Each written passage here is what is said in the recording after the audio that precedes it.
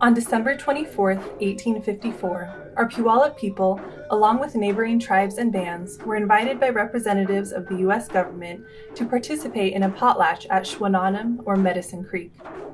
Today it is also known as McAllister Creek, named after a white pioneer who settled the area. To their surprise, they were met with official documents asking them to sign away their lands. After 3 days of poorly communicated negotiations, a few of the tribal representatives, not speaking or writing English, signed their X's on the Medicine Creek Treaty. To this day, it is believed that many of those X's were forced, if not forged.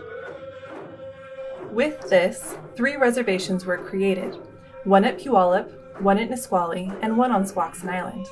Not only were the original reservations too small to comfortably fit all of our people, but they were also poorly located, away from the resources that sustained us. As a result of this miscommunication and abuse of power, our people went to war.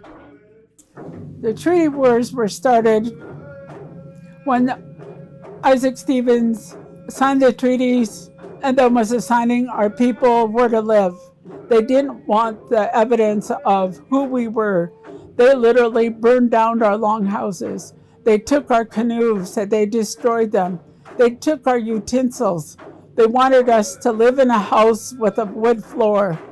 They wanted us to go to school in their schools. They wanted us to speak their language and not speak our own, not sing our own songs, have our religion. When the treaties came, they wanted our land and they wanted to make those changes. And our people says we can't live like that.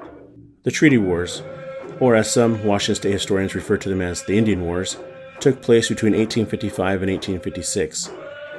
During these skirmishes, many battles took place from the South Sound to Seattle and even east into Yakima territory. While each tribe had their own experiences, the motivations for fighting were all the same. Our people were being pushed out, abused, and even murdered at the hands of the new settlers. During these times, many of the Washington Territory tribes came together in solidarity. Puget Sound tribes traveled over the Cascades to support the efforts of our Yakima relatives, and our Yakima relatives did the same for us. The final battle took place at Connell's Prairie, near present-day Bonnie Lake, in March of 1856. While today this battlefield is covered by housing developments, it's still significant to our people. Many well-known tribal leaders earned their notoriety during these battles. Leschi, whose name is commonly seen throughout the Puget Sound today, was a respected headman for our neighbors at Nisqually. He lost his life due to the injustices of the time. Kamayakin, Ayakama, Hainuk, Kayala, Koimuth, and many others are also remembered for their willingness to sacrifice everything for the rights of our people. Finally, in late August of 1856, the U.S. government decided to renegotiate the treaty as a result of the Indian Wars. These councils took place on Fox Island and were later referred to as the Fox Island Council. These renegotiations for the Puyallup were led by Chief Squattahan. The renegotiations led to the expansion or relocation of the Puyallup, Nisqually, and Squaxin Island reservations. Further, the Muckleshoot Reservation was also established. While these plots of land were set aside for the tribes, our people continued to live both on and off our reservations. Even today, the tribes fight for our rights to exist throughout our traditional homelands. Our people have rights that are part of our treaty. First of all, to fish, to hunt, to gather, to have spaces where we can gather our traditional foods, our traditional plants, our traditional medicines, and to do it without interference. Over the past 160 years, the Puyallup Tribe has become a recognizable force in the fight for tribal rights.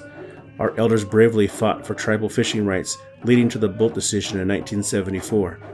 We've also become a political force, particularly since the 1988 lands claim settlement between the tribe, local governments, Washington State, and the U.S. government.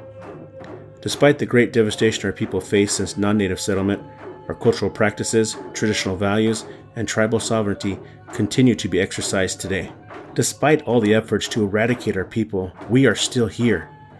We raise our children and care for our elders on the same lands that our ancestors have called home since time immemorial. We protect our natural resources, speak our language, share our rich history, practice our culture, and exercise our treaty rights.